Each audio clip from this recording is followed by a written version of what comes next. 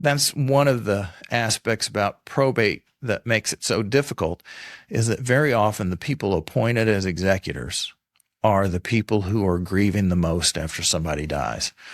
And when Dan died, Becky was in no shape to say, hey, yeah, I'm ready. Let me be executor for all this extended family and take on what Dan was doing. I think at this point she might be ready to.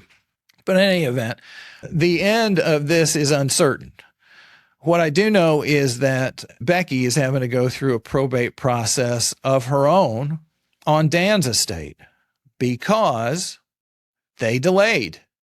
And even though it was really clear to Dan that probate's no fun, and man, we should do a trust like my folks did, like my dad and my stepmom did, sure, we'll make things easier, and we're going to do it. We're going to get in there and do it. I mean it. Just got a lot going on right now. When I hear people say things like that, I just kind of hold my breath. I hope they come in.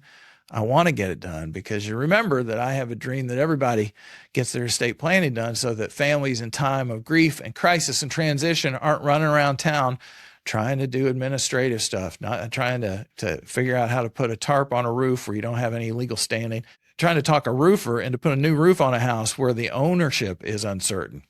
And then taking all this stuff over for a deceased relative who was in the middle of doing something and didn't finish, and you got to try and pick up all the pieces and go on.